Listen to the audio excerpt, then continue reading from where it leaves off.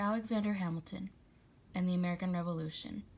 Presentation by Emily Romero, Serena Anderson, Julio Enciso, and Miguel Angel Verduzco.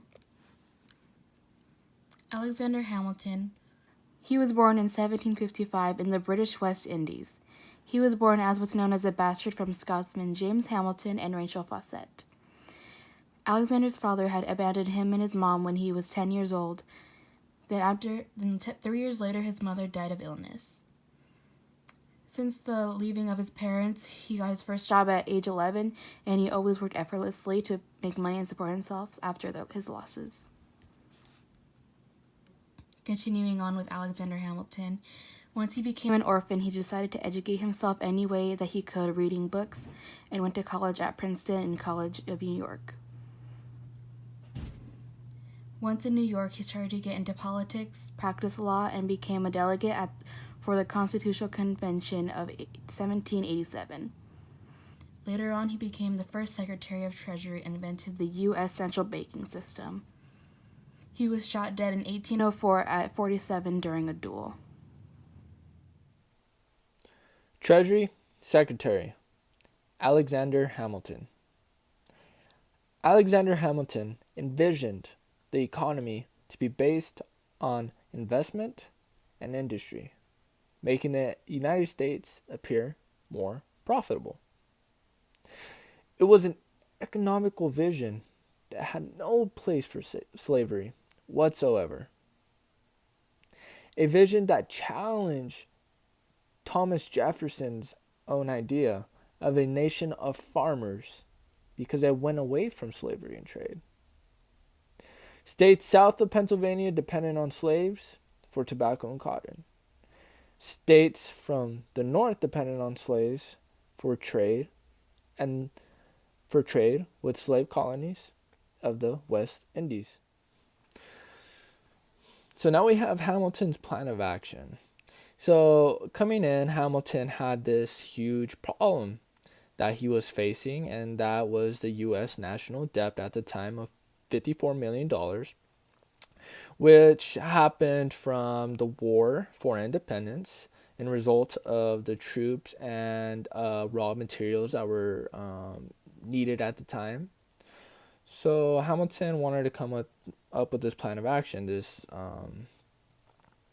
program in which of getting us out of debt. So he wanted to create this Bank of the U.S., which was a central bank that planned on converting war bonds bought into stock, giving it market value due to the 4% interest paid on the stock. And he made it look like as if it was going to be the greatest success ever. It was going to be profitable. It's a great investment. So what he wanted to do was make the United States look like a great investment. And that's what he did, with this plan.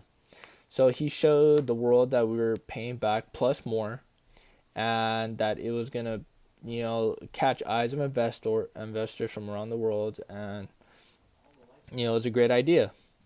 Another plan of action he had was the financing the interest on imports that entered the U.S., such as coffee, tea, wine, and distilled whiskey. So, which ideas we used were somewhat similar to what the British were making the colonials do at the time. After the 17-year war, they made the colonials pay the taxes, and they didn't want to. And, yeah. In the economic interpretation of the Constitution of the United States, it clearly states and analyzes the theory of economic determinism. Different degrees of property are present and undeniable, so inevitably there will be different social/economic classes. These classes lay the basis for our government and the construction of the Constitution. Many also opposed the Constitution, which gave major attention to Beard's thesis about our founding fathers and the Constitution. An economic interpretation of the Constitution of the United States was one of Charles Austin Beard's most known and widely published books, which gave rise to major controversy about our founding fathers and the Constitution. The intended message from this work was to explain that the Constitution was made not for political reasons, but instead for their own personal economic motivations. Beard states that the Constitution was made by elite property owning men, so the views and motivations behind the Constitution was made for personal wealth, and the economy was favored toward the rich and property owning population. Who was Charles A. Beard? Well, Charles Austin Beard was the author of an economic interpretation of the Constitution of the United States. He was an American intellectual leader of the progressive movement and American liberalism. He was also one of the most influential American historians of his time. He reevaluated the motives of founding fathers in his works, including his most infamous work, An Economic Interpretation of the Constitution of the United States.